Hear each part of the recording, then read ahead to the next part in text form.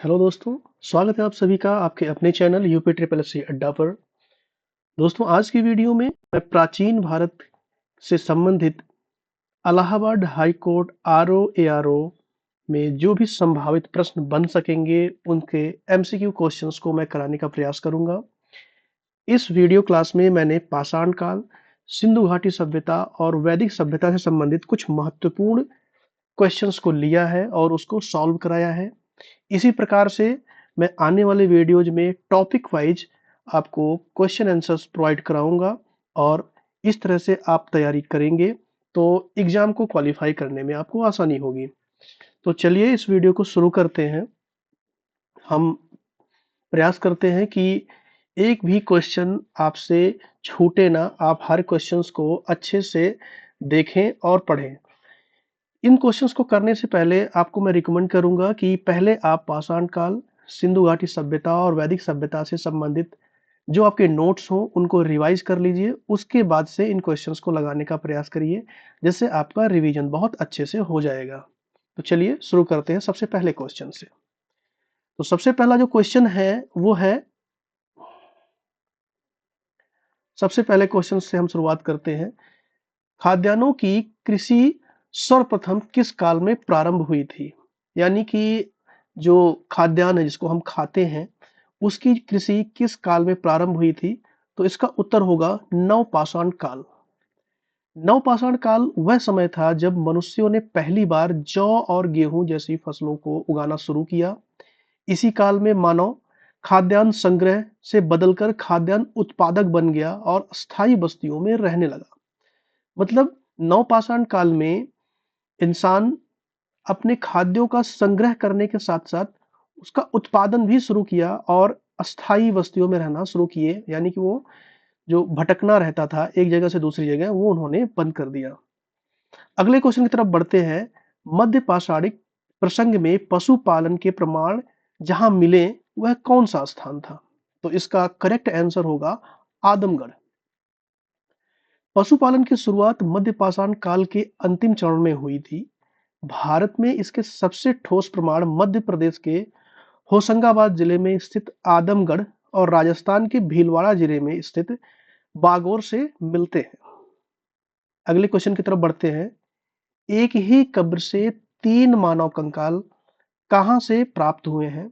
तो इसका सही आंसर होगा दमदमा से। इसका सही आंसर होगा दमदमा से। उत्तर प्रदेश के प्रतापगढ़ जिले में स्थित दमदमा एक स्थल है। उसके उसमें उत्खनन में कुल 41 मानव समाधान मिले हैं। इनमें से एक कब्र ऐसी थी जिसमें तीन कंकाल को एक साथ दफनाया गया, जबकि 5 कब्र ऐसे थे जिनमें दो दो कंकाल मिले थे। अगले क्वेश्चन की तरफ बढ़ते हैं। भारतीय उपमहाद्वीप में कृषि के प्राचीनतम साक्ष्य कहां पर प्राप्त हुए हैं? ये भारतीय उपमहाद्वीप की बात कर रहा है। भारतीय उपमहाद्वीप में जो कृषि के प्राचीनतम साक्ष्य हैं वो प्राप्त हुए थे लहुरा देवा से। नवीनतम शोधों के अनुसार उत्तर प्रदेश के संत कबीर नगर जिले में स्थित लहुरा देवा से चावल की खेती के सबसे पुराने साक्ष्य मिले हैं। इससे पहले मेहरगढ़ को प्राचीनतम कृषि स्थल माना जाता था। अगले क्वेश्चन की तरफ बढ़ते हैं। भीमबेटका की गुफाएं किस काल के शैल चित्रों से प्रसिद्ध है? तो इसका सही आंसर होगा आपका पुरा पाषाण एवं मध्य पाषाण काल। तो पुरा पाषाण काल और मध्य पाषाण काल से संबंधित शैल चित्र भीमबेटका की गुफाओं से प्राप्त होते हैं। मध्य प्रदेश के रायसेन जिले में स्थित भीमबेटका में आदि मानव द्वारा बनाए गए चित्रों के साक्ष्य मिलते हैं। ये चित्र मुख्यतः पुरा पाषाण से मध्य पाषाण काल के हैं, जिनमें शिकार और सामाजिक जीवन को दर्शाया गया है। अगले प्रश्न की तरफ बढ़ते हैं। हड्डी से निर्मित आभूषण भारत में मध्य पाषाण काल के संदर्भ में प्राप्त हुए। तो इसका सही आंसर हो जाएगा महदहा से। उत्तर प्रदेश के प्रतापगढ़ जिले में स्थित महदहा से बड़ी मात्रा में हड्डी और सींग से निर्मित उपकरण एवं आभूषण प्राप्त हुए। यह स्थान मध्य पाषाण काल की संस्कृति का महत्वपूर्ण केंद्र था। अब अगले क्वेश्चन की तरफ बढ़ते हैं। माइक्रोलिथ माइक्रोलिथ औजारों का संबंध मुख्य रूप से किस युग से है? तो माइक्रोलिथ औजारों का जो संबंध है वो मध्य पाषाण काल युग से है। मध्य पाषाण काल में पत्थर के औजार बहुत छोटे, यानी कि आप कहेंगे 1 से 5 सेंटीमीटर के होते थे, जिन्हें माइक्रोलिथ कहा जाता था। इन छोटे पत्थरों को लकड़ी या हड्डी के हत्थों में जड़कर उन्नत हथियारों जैसे जैसे तीर कमान होते हैं, इस तरह की चीजें, या भाला होता है, इस तरह से इसको बनाया जाता था। ये सभी क्वेश्चंस आप देखेंगे कि इलाहाबाद हाई कोर्ट से संबंधित क्वेश्चन कभी न कभी किसी एग्जाम में पूछे गए हैं, और साथ ही साथ एनटीए द्वारा जो एग्जाम कराए जाते हैं वो भी कहीं न कहीं एग्जाम में पूछे जाते हैं। अगला क्वेश्चन है, भारत में मानव का सर्वप्रथम साक्ष्य कहां पर मिलता है? तो मानव का सर्वप्रथम साक्ष्य हमें मिलता है नर्मदा घाटी से। भारत में मानव की उपस्थिति का पहला प्रमाण मध्य प्रदेश के पश्चिमी नर्मदा क्षेत्र में स्थित हथनौरा स्थल से मिलता है। यहां से 1982 में अरुण सोनकिया द्वारा मानव खोपड़ी का जीवाश्म खोजा गया था। अगला प्रश्न हमारा है, सिंधु घाटी सभ्यता को हड़प्पा सभ्यता के नाम से ही क्यों जाना जाता है? तो इसका सही आंसर होगा कि हड़प्पा वह स्थल था जहां इस सभ्यता की खोज हुई। ठीक है, तो 1921 में 1921 में दयाराम साहनी के नेतृत्व में हड़प्पा का वह पहला पुरातात्विक स्थल था जिसका उत्खनन किया गया। पुरातात्विक परंपरा के अनुसार किसी भी अज्ञात सभ्यता का नाम उस पहले स्थल के नाम पर रखा जाता है जहां उसकी खोज हुई थी। ठीक है, तो अगले प्रश्न की तरफ चलते हैं। अगला क्वेश्चन है कि सिंधु घाटी सभ्यता का पत्तन नगर, इसको डॉकयार्ड कहते हैं, यानी कि जहां पर बड़े बड़े नाव आकर के रुकते थे, वह स्थान कौन सा है? तो सही आंसर होगा इसका लोथल। लोथल एक डॉकयार्ड था, यानी पत्तन नगर था। गुजरात के अहमदाबाद जिले में भोगवा नदी के किनारे स्थित लोथल सिंधु सभ्यता का प्रमुख बंदरगाह था। यहां से ईंटों से बना हुआ एक विशाल घेरा मिला जिसे गोदीवाड़ा कहा जाता है। अगले प्रश्न की तरफ बढ़ते हैं। अगला प्रश्न है, उत्तर प्रदेश के किस जिले में सिंधु घाटी सभ्यता का सबसे पूर्वी स्थल आलमगीरपुर स्थित है? तो इसका करेक्ट आंसर होगा मेरठ। मेरठ उत्तर प्रदेश। आलमगीर सिंधु घाटी सभ्यता का सबसे पूर्वी बिंदु है। यह उत्तर प्रदेश के मेरठ जिले में हिंडन नदी, अब आप देखेंगे कि आलमगीर जो है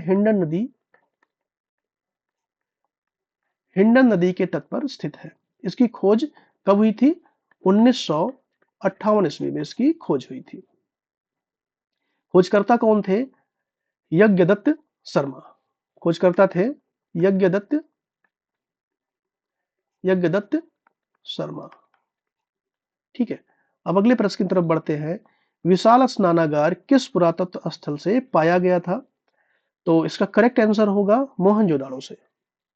मोहनजोदाड़ो, जो कि वर्तमान में पाकिस्तान में है, से एक विशाल सार्वजनिक स्नानागार मिला। इसकी लंबाई की अगर हम बात करेंगे तो लंबाई लगभग 11.88 मीटर और चौड़ाई थी 7.01 मीटर।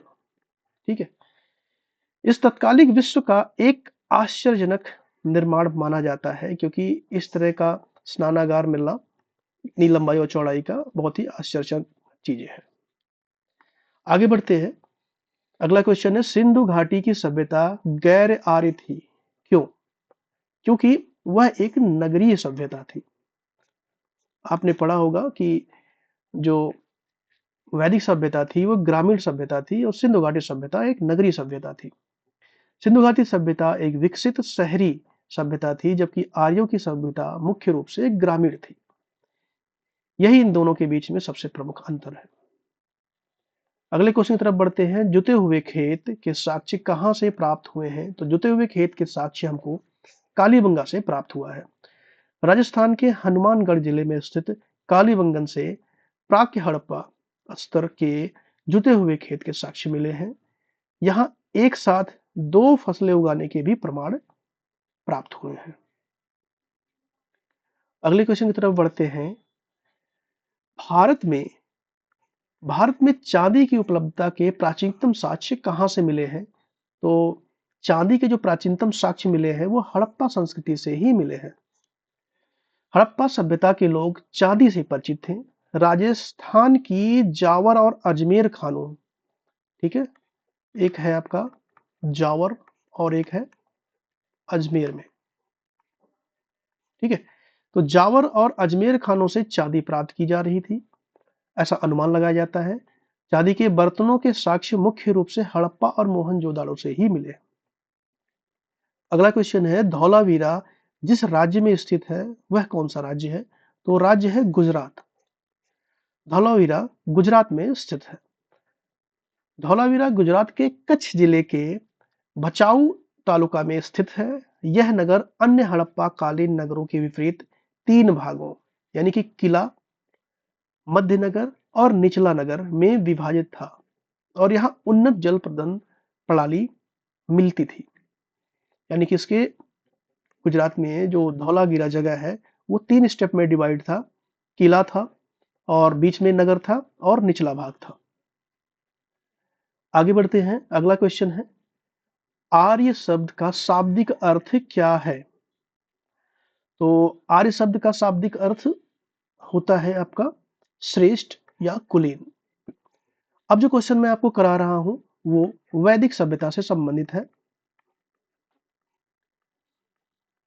वैदिक सभ्यता से संबंधित प्रश्नों को मैं करा रहा हूं और ये सभी क्वेश्चंस अति महत्वपूर्ण है। किसी न किसी एग्जाम में उत्तर प्रदेश से आए हुए हैं। आप देखेंगे तो ये यूपीपीएससी प्री 1999 में पूछा गया और ये इलाहाबाद हाई कोर्ट एआरओ परीक्षा 2021 का है। तो आर्य शब्द का शाब्दिक अर्थ होता है श्रेष्ठ या कुलीन। संस्कृत भाषा में आर्य शब्द का अर्थ श्रेष्ठ या आदरणीय या कुलीन होता है, ठीक है। अगला क्वेश्चन है, सबसे प्राचीन वेद कौन सा है? तो हम सभी को पता है सबसे जो प्राचीन वेद है वो है ऋग्वेद। ऋग्वेद विश्व का सबसे प्राचीनतम ग्रंथ माना जाता है। इसमें 10 मंडल 1028 सूक्त और 10,580 रचनाएं हैं, ठीक है। अब अगले क्वेश्चन की तरफ बढ़ते हैं। अगला क्वेश्चन है, त्रयी नाम किसके लिए प्रयुक्त होता है? तो त्रयी का जो मतलब है वो 3 से मतलब है। त्रयी 3 वेदों के लिए प्रयुक्त होता है यानी कि ऋग्वेद, यजुर्वेद और सामवेद। तो ऑप्शन 1 करेक्ट होगा इसमें। ऋग्वेद, यजुर्वेद और सामवेद को सम्मिलित रूप से वेद त्रयी या त्रयी कहा जाता है। इसमें अथर्ववेद सम्मिलित नहीं है। इसमें अगर आप देखेंगे अथर्ववेद इसमें सम्मिलित नहीं है। अथर्ववेद इसमें सम्मिलित नहीं है। चलिए अगले क्वेश्चन की तरफ बढ़ते हैं। किस वैदिक ग्रंथ में वर्ण शब्द का सर्वप्रथम नामोल्लेख मिलता है? तो उसका करेक्ट आंसर होगा ऋग्वेद में। तो ऋग्वेद के 10वें मंडल में पुरुष सूक्त है।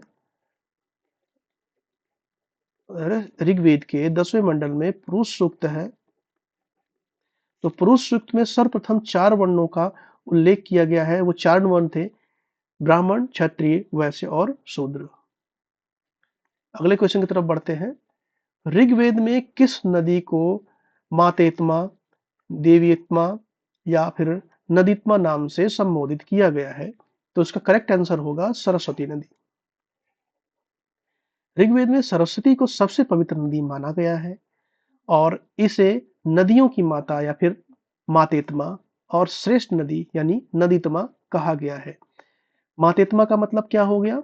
मातेत्मा का मतलब होता है नदियों की माता, नदियों की माता। और नदीत्मा का मतलब क्या होता है? सर्वश्रेष्ठ नदी यानी कि सबसे श्रेष्ठ नदी। अगले क्वेश्चन की तरफ बढ़ते हैं। गोत्र शब्द का प्रयोग सर्वप्रथम हुआ। तो गोत्र का प्रयोग शब्द का प्रयोग सर्वप्रथम ऋग्वेद में हुआ है। गोत्र शब्द का मूल अर्थ गोष्ठ होता है। कुल के अर्थ में इसका प्रयोग सर्वप्रथम ऋग्वेद में ही हुआ है।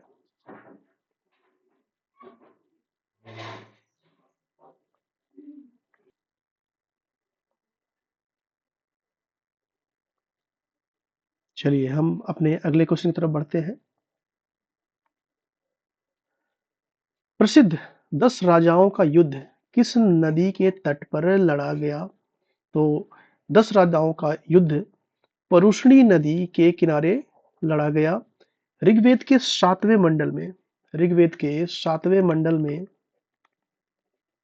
10 राज्य युद्ध का वर्णन किया गया है। युद्ध राजा सुदास और 10 जनों के बीच परुष्णी नदी, परुष्णी मतलब आज के समय में इसको रावी नदी कहते हैं, तो रावी नदी के तट या परुष्णी नदी के तट पर लड़ा गया। अगले क्वेश्चन की तरफ बढ़ते हैं। उपनिषद पुस्तकें हैं, ये किस प्रकार की पुस्तकें हैं? तो ये है दर्शन पर आधारित पुस्तकें हैं। उपनिषद भारतीय दर्शन के मुख्य आधार हैं। इसे वेदांत भी कहा जाता है क्योंकि ये वेदों के अंतिम भाग माने जाते हैं। अगले क्वेश्चन को देखते हैं हम। सत्यमेव जयते शब्द किस उपनिषद से लिया गया है? तो सत्यमेव जयते मुंडकोपनिषद से लिया गया है। सत्यमेव जयते मुंडकोपनिषद से लिया गया है। भारत के राज्य चिन्ह सत्यमेव जयते पर अंकित, जो सत्यमेव जयते मुंडकोपनिषद से लिया गया है, इसका अर्थ होता है सत्य की ही विजय होती है। इसका अर्थ होता है सत्य की ही विजय होती है।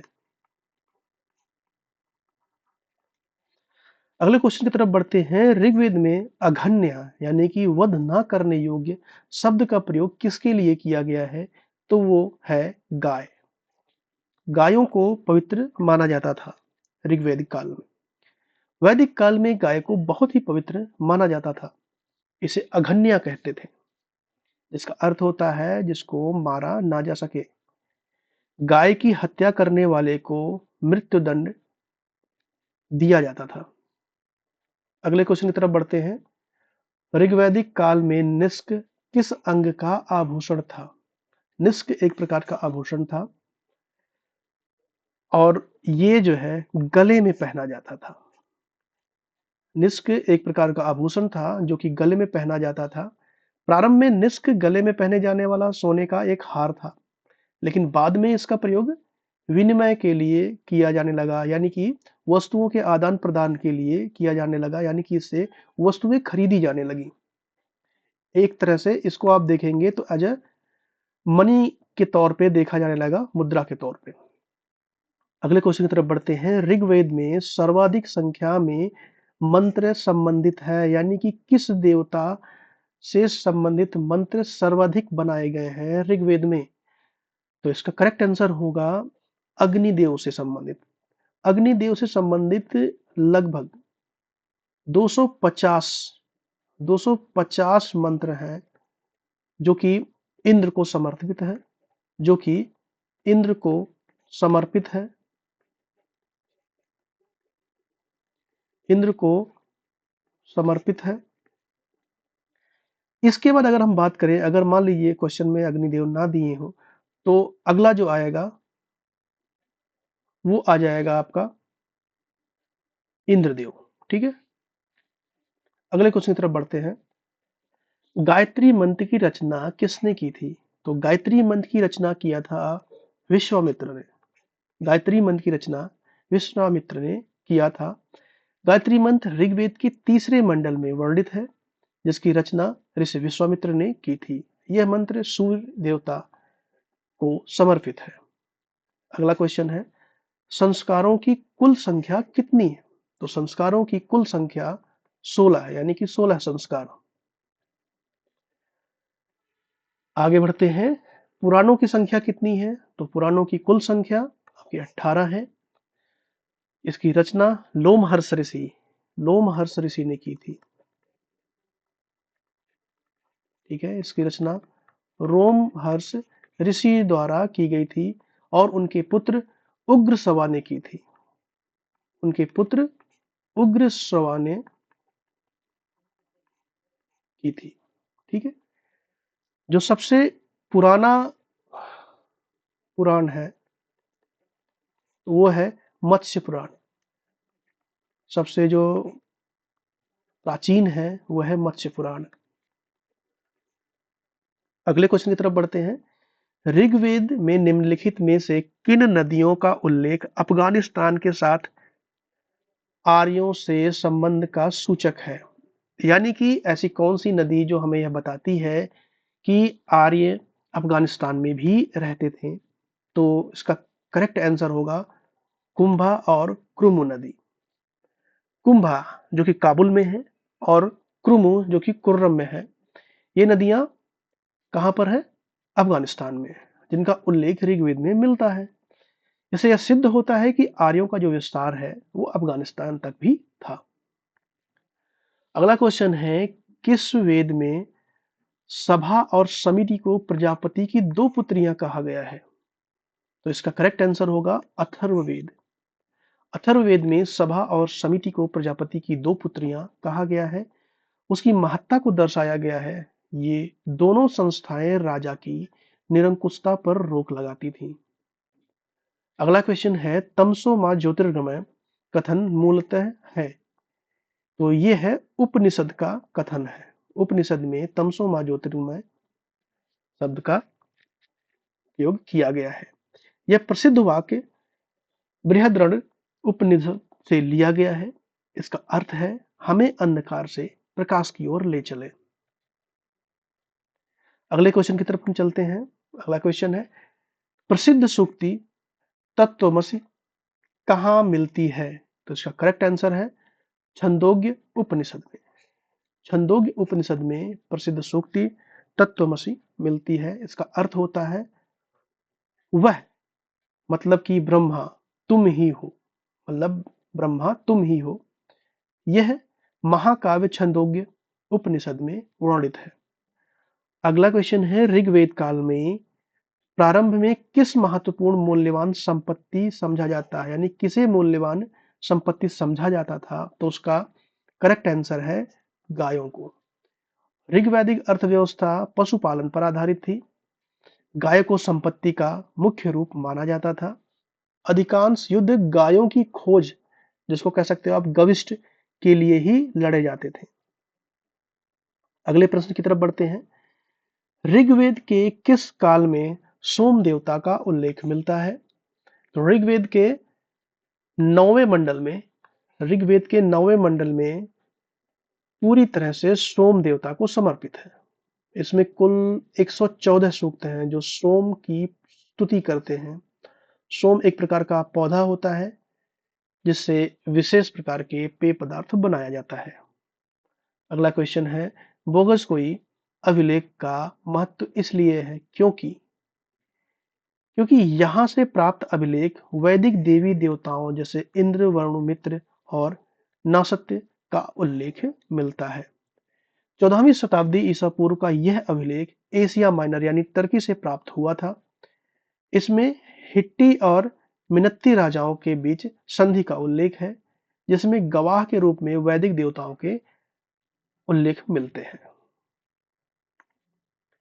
अगला प्रश्न है, प्राचीन काल में अक्षवाप शब्द किसके लिए प्रयुक्त होता था? तो इसका सही शब्द है जुआ। यही सही शब्द है इसका, जुआ या द्रुत कीड़ा का प्रभारी। उत्तर वैदिक काल के प्रशासन में रत्निन नाम का अधिकारी होता था। अक्षवाप उनमें से एक था जिसका कार्य पासे के खेल, जैसे उस टाइम के राजा महाराजा पासे का खेल खेला करते थे, तो उसमें क्या होता था कि राजा की मदद करना और उसके हिसाब किताब रखने के लिए एक व्यक्ति नियुक्त होता था, ठीक है, जिसको कहते थे अक्षवाप। अगला प्रश्न है, ऋग्वेद में उल्लिखित यव यव शब्द किस कृषि उत्पाद के लिए प्रयोग किया गया है? तो उसका करेक्ट आंसर है जौ। ऋग्वैदिक काल में अनाज के लिए सामान्यतः धान्य शब्द का प्रयोग होता था, लेकिन यव का प्रयोग विशेष रूप से जौ के लिए किया गया है। अगला प्रश्न है, ऋग्वैदिक काल में जनता मुख्यतः किसमें विश्वास करती थी? तो इसमें जो जनता है बलि और कर्म कांड पर विश्वास करती थी। ऋग्वैदिक धर्म मुख्य रूप से प्रकृति की शक्तियों की पूजा और सरल प्रार्थनाओं पर आधारित था। लेकिन भौतिक सुखों की प्राप्ति के लिए बलि या भेंट और यज्ञीय कर्मकांडों का प्रचलन था। अगला क्वेश्चन है, नचिकेता और यम का संवाद किस उपनिषद से मिलता है? तो इसका करेक्ट आंसर होगा कठोपनिषद। कठोपनिषद में यम और नचिकेता के बीच आत्मा और परमात्मा के विषय में प्रसिद्ध दार्शनिक संवाद वर्णित है। इसमें यम ने कहा है कि आत्मा न पैदा होती है और ना ही मरती है। अगला क्वेश्चन है, आयुर्वेद अर्थात जीवन का विज्ञान का उल्लेख सर्वप्रथम कहां पर मिलता है? तो उसका सर्वप्रथम मिलता है अथर्ववेद में। अथर्ववेद में जादू टोना, वशीकरण के साथ साथ अनेक रोगों के उपचार और औषधियों का विवरण दिया गया है। अगला क्वेश्चन है, ऋग्वैदिक काल में विपाशा किस आधुनिक नदी का नाम है? तो ऋग्वैदिक काल में व्यास नदी को विपाशा नाम से जाना जाता था। ऋग्वैदिक में नदियों का प्राचीन नाम जैसे विपाशा मतलब व्यास नदी, परुष्णी मैंने आपको पहले बताया, रावी नदी, और वितस्ता नदी यानी कि झेलम, और अस्किनी यानी कि चिनाब नदी। अगले क्वेश्चन की तरफ बढ़ते हैं। अगला क्वेश्चन है, गोपथ ब्राह्मण किस वेद से संबंधित है? तो गोपथ ब्राह्मण अथर्व वेद से संबंधित है। प्रत्येक वेद अपने ब्राह्मण ग्रंथ होते हैं। गोपथ ब्राह्मण अथर्ववेद का एकमात्र ब्राह्मण ग्रंथ है। ऋग्वेद का ऐतरेव, सामवेद का पंचविश और यजुर्वेद का शतपथ ब्राह्मण प्रसिद्ध है। अगले क्वेश्चन की तरफ बढ़ते हैं। यज्ञ संबंधी विधि विधानों का पता चलता है किस वेद से? तो है यजुर्वेद से। यजुर्वेद कर्कांडीय वेद है। इसमें यज्ञों को संपन्न कराने के नियम, मंत्र और विधियों का संकलन है। यह गद्य और पद्य दोनों में लिखा गया है। अगले प्रश्न की तरफ बढ़ते हैं। ऋग्वैदिक धर्म है, यह किस प्रकार का धर्म है? तो ये है बहुदेववादी। यानी कि ऋग्वैदिक काल में लोग प्रकृति के विभिन्न रूपों जैसे अग्नि, इंद्र, वरुण, सूर्य को अलग अलग देवता मानकर पूजते थे। इसीलिए इसे बहुदेववादी धर्म कहा जाता है। अगला प्रश्न है, अवेस्ता और ऋग्वेद में समानता है, तो अवेस्ता किस प्रकार से संबंधित है? इसका आंसर होगा ईरान से। जिस्ट अवेस्ता पारसी धर्म का प्राचीनतम ग्रंथ है। इसकी भाषा और ऋग्वेद की भाषा में काफी समानता पाई जाती है, जो इन्हें साझा संस्कृति इतिहास को दर्शाती है। अगले प्रश्न की तरफ बढ़ते हैं। सर्ग, प्रतिसर्ग, वंश, मनवंतर, वंशानुचरित किसके सूचक हैं? तो ये है पुराणों के सूचक। अमरकोश के अनुसार पुराणों के पाक्ष लक्षण बताए गए हैं। सर्ग यानी सृष्टि, प्रतिसर्ग प्रलय के बाद पुनर्सृष्टि, वंश यानी कि देवताओं व ऋषियों की वंशावली, मनवंतर यानी कालचक्र, और अंततः वंशानुचरित यानी राजाओं का इतिहास। अगला प्रश्न है, ऋग्वेद में कितने सूक्त हैं? तो ऋग्वेद में कुल 1028 सूक्त हैं, जिनमें 1017 मूलतः सूक्त हैं और 11 बालखिल्य सूक्त हैं, जो 8वें मंडल का हिस्सा है। अब हम बढ़ते हैं अपने अंतिम प्रश्न की तरफ। वैदिक काल में निष्क शब्द का प्रयोग एक आभूषण के लिए होता था, किंतु परवर्ती काल में उसका प्रयोग, इसका अर्थ क्या है? तो बाद में ये हो गया एक सिक्का। ऋग्वेद काल में निष्क सोने का एक हार था, जिसको मैंने अभी पिछले क्वेश्चन में भी आपको बताया। लेकिन उत्तर वैदिक काल में और बुद्ध काल में आते आते समय यह एक विनिमय का साधन बन गया, यानी कि सामान खरीदने पर वस्तुओं का जो आदान प्रदान होता है, ये उसका साधन बन गया, और वस्तुओं को खरीदने के लिए सिक्के के रूप में इसको प्रयुक्त किया जाने लगा। दोस्तों, आपको ये क्लास कैसी लगी आप हमें नीचे कमेंट बॉक्स में करके बता सकते हैं। अगला जो हमारा टॉपिक होगा वह होगा महाजनपद से संबंधित। अगला जो एमसीक्यू क्वेश्चंस होंगे वो होगा महाजनपद से संबंधित। तो आप जब इस क्लास को करेंगे अगला, तो आप सबसे पहले महाजनपद के क्लास नोट्स जो आपने बनाए होंगे या कहीं से आप इसको पढ़ लेंगे। उसके बाद इस मोस्ट इम्पॉर्टेंट एमसीक्यू क्वेश्चंस को आपको करने हैं। आशा करता हूँ आपको ये वीडियो बहुत पसंद आया होगा। वीडियो देखने के लिए आपका बहुत बहुत धन्यवाद।